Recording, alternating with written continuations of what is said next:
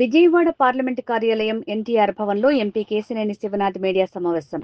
Office address కూడా లేని 21 suit case కంపెనీలు పెట్టిన జగన్ దేశం కోసం సేవ చేసేందుకు వచ్చే ప్రవాసాంధ్రుల్ని అవమానిస్తున్నాడు. జగన్ లాంటి వ్యక్తులు సమాజానికి చేటు కాబట్టి ప్రజలు ప్రతిపక్ష హోదా కూడా ఇవ్వలేదు. జగన్ ఆడించే డ్రామాలో భాగంగా ఆ ఉల్ఫా బ్యాచ్ తో విభిన్న పాత్రలు పోషింపజేస్తున్నాడు. ప్రజలు బుద్ధి చెప్పిన వ్యక్తుల గురించి ఆలోచించాల్సిన పనిలేదు. చేతనైతే మాపై నేరుగా రాజకీయాలు చేయాలి కానీ పెట్టుబడిదారుల్ని వెళ్లగొట్టేందుకు డ్రామా ఆర్టిస్టులతో ఆటలాడిస్తే తగిన గుణపాఠం చెప్తాం. రాజధాని అమరావతికి ప్రపంచ బ్యాంకు నిధులు రాకుండా ఎన్నో ప్రయత్నాలు జగన్ ఉల్ఫా బ్యాచ్ చేస్తోంది అని చెప్తూ మరొక్కసారి ఒక్కటే హెచ్చరిస్తున్నా, ఎవరైనా ఎన్ఆర్ఐల జోలికి పెట్టుబడిదారుల జోలికి వస్తే ఖబర్దార్ జాగ్రత్త, నేను వాళ్ళకి తోడుగా ఉంటానని తెలియజేసుకున్నాను. ఒక విషయం మనం అందరం ఆలోచించుకోవాల్సింది ఏంటంటే, ఇవన్నీ కూడా డ్రామా కంపెనీలు. మనం చూస్తున్నాం ఎన్ని డ్రామాలు, ఇందాకే చెప్పారు డ్రామాలని. వీటిలో ఈ జగన్ రెడ్డి ఆడే డ్రామాల్లో భాగంగానే విజయవాడ ఎంపీ అవ్వచ్చు, రోజా అవ్వచ్చు, ఇంకా ఎవరైనా అవ్వచ్చు, వీళ్ళందరూ అవినీతి కూడా త్వరలోనే బయటపడుతుంది. ఆట ఆడుకుందాం ఏంటో తెలిసిపోద్ది. ఇంకా మిగతా వాళ్ళ అవినీతి కూడా బయటపడుతుంది.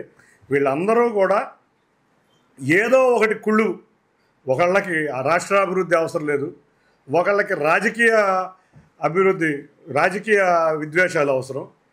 నేను అందరినీ కోరేది ఏమిటే, మీకు జగన్ రెడ్డి, నీకు నీ ఉల్ఫా బ్యాచ్కి నా మీద ఏదన్నా రాజకీయంగా చేయాలంటే నా మీద చేయి రాజకీయంగా, అంతేగాని పెట్టుబడిదారుల్ని అడ్డు పెట్టుకుని నా మీద బురద చల్లి వాళ్ళని ఏదో భయపెట్టాలని ఆలోచించొద్దు. మా ప్రభుత్వం ఇటువంటి వాటిని అందరినీ హెచ్చరిస్తున్నా, నువ్వు రాజకీయంగా ఎదుర్కొనాలంటే నీ ఉల్ఫా బ్యాచ్తో నన్ను ఎదుర్కో, నా మీద ఈ అబండాలు, అంతేగాని వచ్చేవారి మీద పెట్టుబడిదారుల మీద అబండాలు వేయొద్దని తెలియజేసుకుంటున్నాను.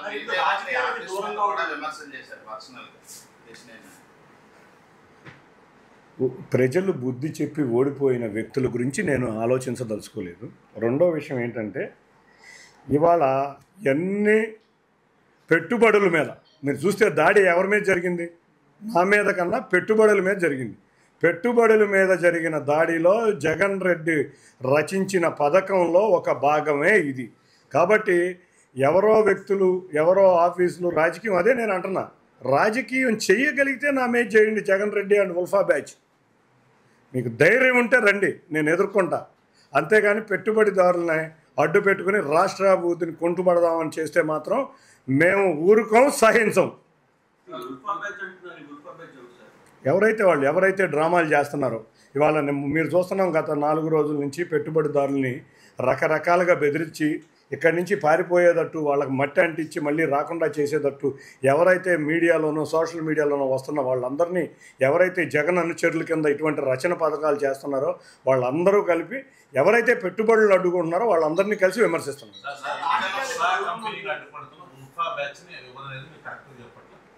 అందరూ మన గత 5 రోజుల నుంచి చాలామందిని చూసాం. అక్కడెక్కడో రోజా గారిని చూసాం, ఇక్కడెక్కడో గుడివాడ అమర్నాథ్ని చూసాం, ఇక్కడ ఒక మాజీ ఎంపీని చూసాం. వీళ్ళందరూ జగన్ ఆడిస్తున్న డ్రామా కంపెనీలో డ్రామా ఆర్టిస్టులు. వీళ్ళందరూ నిజం తెలుసుకోకుండా ఏదో రాజకీయ బురద పంపించి రాష్ట్రంలో పెట్టుబడులు రాకుండా చేయాలి, చంద్రబాబు నాయుడు గారిని, ఎన్డీఏ ప్రభుత్వాన్ని అబాసు పాలు చేయాలని వాళ్ళు రచించిన కుట్రలో భాగమే ఇది. మీరు చూస్తుంటే రాజకీయంగా నన్ను డైరెక్ట్గా ఎదుర్కోవచ్చు. నాది ఏదైనా ఉంటే తప్పకుండా ఎదుర్కోండి, నేను దానికి సమాధానం చెప్తాను, లేకపోతే దాంతో నేను యుద్ధం చేస్తాను. నన్ను ఎదుర్కొంటానికి ఇష్టం ఉందా?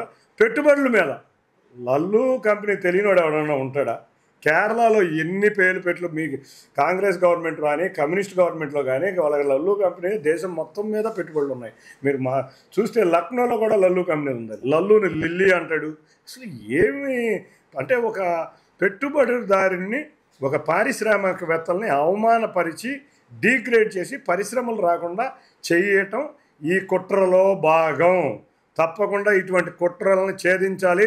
ఆంధ్రప్రదేశ్కి మరిన్ని పరిశ్రమలు, మీరు మొన్న కూడా చూసాం, ఇవాళ అమరావతికి, క్యాపిటల్కి ప్రపంచ బ్యాంకు నుంచి నిధులు రాకుండా అడ్డుకోవడానికి విపరీతమైన ప్రయత్నాలు చేస్తున్నారు. పొంగిపోయిందంటారు, వరదల్లో మునిగిందంటారు, ఇంకోటి అంటారు. అంటే ఏంటి? ఈ రాష్ట్రం మీద, యువత మీద మీరు పగబట్టారా? ఈ రాష్ట్రం మీద మీరు పగబట్టారా? ఈ రాష్ట్ర యువత బాగుపడాలని లేదా? రాష్ట్రం బాగుపడాలని లేదు. కాబట్టి ఇటువంటి డ్రామా బ్యాచ్లన్నీ కూడా తయారైనాయి. ఉల్ఫా మీద రావటం ఏంటండి? టాటా కన్సల్టెన్సీని తిట్టారు, లుల్లును లల్లి అన్నాడు. ఒకదాన్ని ఏంటి అన్నిటినీ అమరావతి రాజధానిని కూడా తిట్టారు. అమరావతి రాజధాని మునిగిపోయింది అన్నారు. ఎక్కడ రావట్లే ఈ డ్రామా, రోజు జరిగే డ్రామాలే కదా. డేటా సెంటర్లు రాలేదన్నారు, పెట్టుబడులు రాలేదన్నారు. ఇంతవరకు మొన్న క్యాబినెట్లో ఎప్పుడు అన్ని కంపెనీలని తిట్టారు వీళ్ళు.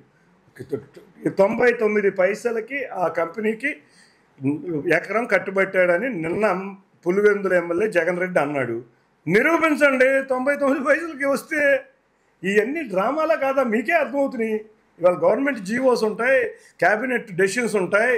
99 పైసలకి ఇచ్చారా లేదా ఇచ్చారా? ఒక డేటా సెంటర్కి ఒక 83 కోట్లు ఖర్చు పెట్టుబడి పెట్టుకుని ముందుకు వస్తున్నారంటే వాళ్ళ స్థలానికి కూడా డబ్బులు కట్టాలి కదా. 83 కోట్లు కడుతున్నారు వాళ్ళు, 99 పైసలకి ఇచ్చారా? ఇవన్నీ ఏంటంటే రాజకీయ డ్రామా. వచ్చే ఎన్ఆర్ఐలు ఈ ప్రాంత అభివృద్ధి కోసం కృషి చేస్తున్నారు. వాళ్ళందరూ ఎన్నో సంవత్సరాల నుంచి వాళ్ళు ఇక్కడ కుటుంబాలను వదిలి కష్టపడి పని చేసుకుంటా, వాళ్ళు రూపాయి కూడబెట్టుకుంటా మంచిగా పరిశ్రమలు పెట్టుకుని మంచిగా అభివృద్ధికి వెళ్ళిన ఎన్ఆర్ఐల్ని డిమారల్ చేద్దాం, పరిశ్రమలు పెట్టకుండా చేద్దాం అనే ఒకే ఒక్క తలంపు. మేము స్టాటిస్టిక్స్ అన్నీ ఇస్తున్నాం. ఈ స్టాటిస్టిక్స్లో ప్రమోటర్ యొక్క ఫైనాన్షియల్స్ ఇస్తున్నాం. ఇది వెట్టింగ్ జరిగింది. అమెరికాలో ఇక్కడలాగా ఉండదు చట్టం. ఏదైనా రాంగ్ జరిగితే వెంటనే ఇవాళ FBI అధికారులు దాని మీద చర్యలు తీసుకుంటారు. ఇవాళ ప్రమోటర్ల యొక్క డేటా ఇచ్చాం, మీరు నిరూపించండి. అబద్ధం అయితే మేము 99 పైసలకి ఇస్తే నిరూపించండి. ఇవన్నీ అబద్ధాలని తెలియట్లేదా మీకే? క్యాబినెట్ డెసిషన్స్ మీ అందరి దగ్గర ఉన్నాయి. ఎంతకి ఇచ్చామో భూమి అందరికీ తెలుసు. మరి ఇదేంటి చెప్పే అబద్ధాలు ఏంటి? ఇవన్నీ డ్రామాలు, నటించడాలు. ఈ డ్రామాలని చేసి ప్రజలను మభ్యపడదామని చెప్పి 2014లో 19లో సక్సెస్ అయినట్టే 24 నుంచి 29లో కూడా సక్సెస్ అవుదామని వీళ్ళు అనుకుంటున్నారేమో. ప్రజలు నిన్ను విశ్వసించే స్టేజ్లో లేరు.